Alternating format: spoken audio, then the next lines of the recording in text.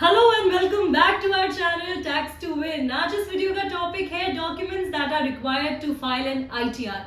वैसे तो हम सभी जानते हैं कि इनकम सोर्स के अकॉर्डिंग हमें अलग अलग डॉक्यूमेंट्स चाहिए होते हैं, पर उसके बावजूद भी कुछ ऐसे कॉमन डॉक्यूमेंट्स हैं जो हमें आईटीआर फाइल करने के टाइम पे चाहिए ही चाहिए। ऑल्सो ये जानना भी बहुत जरूरी है कि इन डॉक्यूमेंट्स की जो डिटेल्स है या जो इन्फॉर्मेशन है वो हमें फिल करनी होती है, हमें ये डॉक्यूमेंट्स कहीं अपलोड नहीं करने होते हैं। और ये नेसेसरी होता है या ये कंपल्सरी है कि ये डॉक्यूमेंट्स हम हैंडी रखें, ताकि जब भी हमसे इंफॉर्मेशन मांगी जाए हम हैंड टू हैंड फिल कर सके, हमारा टाइम वेस्ट ना हो और हम एरर्स को भी अवॉइड कर सके। तो चलिए बात कर लेते हैं उन कॉमन डॉक्यूमेंट्स की जो हमें आईटीआर फाइल करते टाइम पे चाहिए।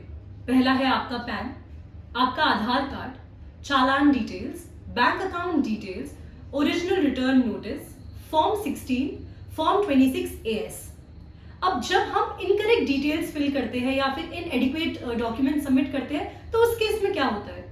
उस केस में आपको कुछ कॉन्सिक्वेंसेस फेस करने पड़ सकते हैं। तो ये इंपॉर्टेंट है कि आप करेक्ट डिटेल्स ही फिल करें, आप एडिक्वेट डॉक्यूमेंट सबमिट करें so that to ensure compliance with the tax regulatories. अब हम बात कर लेते हैं उन कॉन्सिक्वेंसेस के बारे में जो हो सकता है आपको फेस करने पड़े। First is rejection of ITR. अब अगर आपने इनएक्यूरेट इंफॉर्मेशन फिल करी है तो हो सकता है कि टैक्स अथॉरिटीज आपकी आईटीआर रिजेक्ट कर दे। उस केस में आपको डिले भी देखना पड़ सकता है, आपको पेनल्टीज पे करनी पड़ सकती है और हो सकता है कि आपको आपकी आईटीआर ही रीफाइल करनी पड़ जाए। Second consequence is penalties and interest. So in the case when you file your ITR with information that is incorrect or inaccurate or misleading, then you might have to pay heavy penalties and interest charges that are imposed by the tax authorities. वैसे तो ये जो charges होते हैं ये अलग अलग होते हैं, as in they vary from the severity of non-compliance, पर पे तो आपको eventually ये करने ही पड़ते हैं. So try to avoid these charges and also this might increase your tax liability.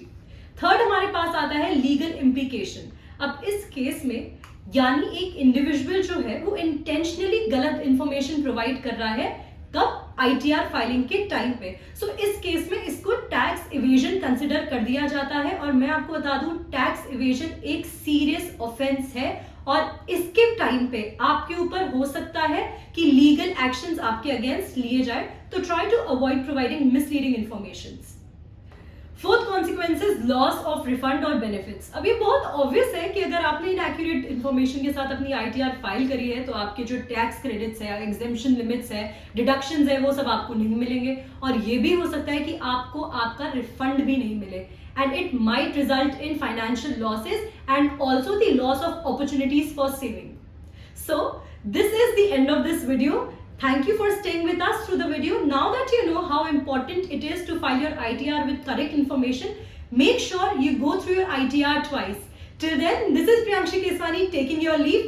You do not forget to like, share, comment and subscribe to our channel Tax to Win.